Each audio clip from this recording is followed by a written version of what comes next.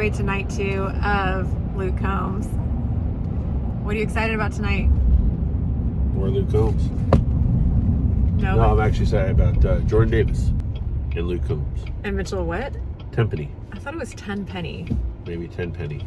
Like 10 pennies. Like I'm a rich man. I have 10 pennies. So we weren't intending to, but we ended up going back for night 2. Hi, I'm Sierra. I'm turning 50 this year. This is a concert vlog, which I've never really done before. And just thought it would be fun to share my experience. I go to all kinds of live performances, theater, opera, metal, rock, country, even adore my mom's choir performances. For my local friends and family, if you've got an extra ticket to anything, hit me up. Hit me up, I'll go. Her seats were in the 100 section, so we actually had a lot more food options up there. But I ended up getting the chicken tenders again. They also had a special Luke Combs beer that said, "Beer never broke my heart," which are the lyrics to one of his songs. That was actually super cool. Way better than branded shirts and sweatshirts. Like, to have your branding on a beer, I thought that was fantastic. She did ask me to get a couple of shirts for her, which I was happy to do, and we were able to stand in the merch line and do some people watching and see what the merch was all about. Saturday had a lot more people attending that we knew were there. Several of them we couldn't interact with because they were in different sections, but I was able to meet up with my daughter's college roommate, meet her boyfriend, and Katie Moe, a local realtor if you need one. Our seats on Saturday were in the 111 section, which I actually liked better than being on the floor. Your perspective was so much better because you could see down on the stage. I actually couldn't see the stage very much at all from being on the floor. Again, we got there a little bit late to see all the openers, but we did see the first two. The one at 7 o'clock was Mitchell Tenpenny, and he's fantastic. We really like his music. We had seen him open up for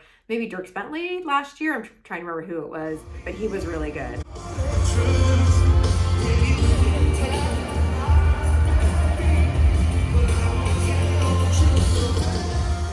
Then we saw Jordan Davis as the second opener at 8 o'clock. This was our second time seeing Jordan Davis. He definitely did open for Dirk Bentley when we saw him last summer at Shoreline.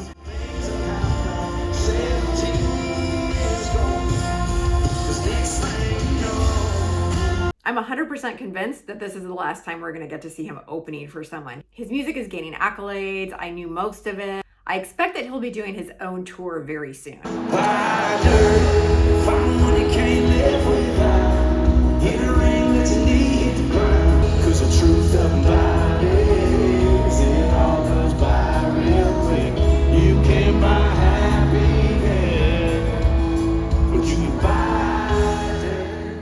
So on Saturday night, I did not take a bathroom break after Jordan Davis was done, so I was able to see the entire build-up to Luke Combs coming on, which actually started with the crowd engaging in the wave all the way around.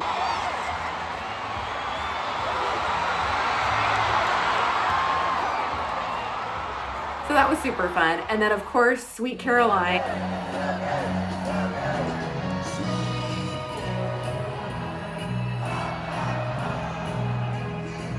And right when Sweet Caroline was done, I mean, they have this down to a T. The timing is spot on, right on stage at 9 o'clock. Okay, couple differences between the Friday and the Saturday night, night 1 and night 2. Night 2 has a different set list order. I would say about 3/4 of the songs are the same, but then they're different. Nick really likes the song Doing This, and he didn't play that until Saturday night.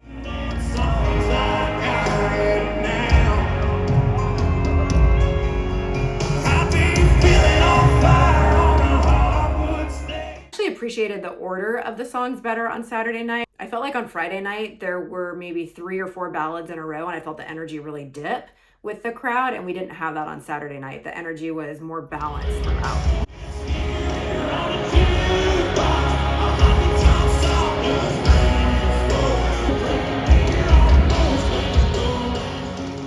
Also, it was fun. He had a couple of special guests. So when he first came out, he was wearing another different 49ers hat. And he mentioned how grateful he was to George Kittle for doing so well on his fantasy football team, which I thought was actually really cute.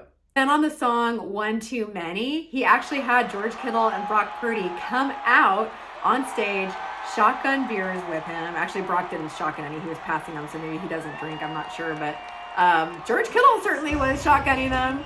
He was having a great time. Do you think the crowd went ecstatic in that moment? Yeah, it was like people's minds were blown. They were like,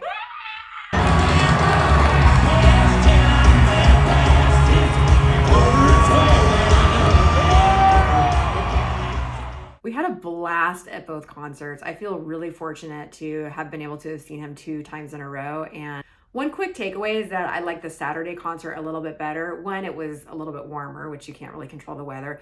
2, I think our seats were a little bit better. We had a better view of the stage, and so our vantage point was just unobscured.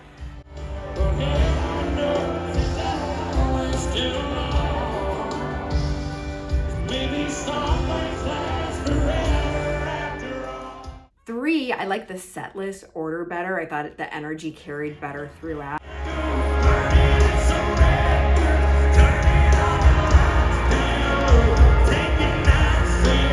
And then 4, having those special guests at the end was so fun. But you can't go wrong with Luke Combs either night. You got fast, dog.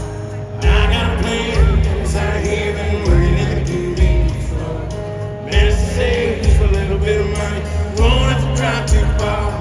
Just cross the border into the city, and you and I can both get jobs. If you've been enjoying this concert vlog, I would love for you to consider subscribing. I recently hit 1,000 subscribers, and now my next goal is to get to 2,500. I'm just having a blast here on YouTube. I'm a little all over the place with my content, but it's about trying things. I love to experience life. As I mentioned, I'm turning 50 and I'm trying new clothes, I'm trying different trends, I'm doing monthly challenges. If that sounds like fun, please consider hitting that subscribe button.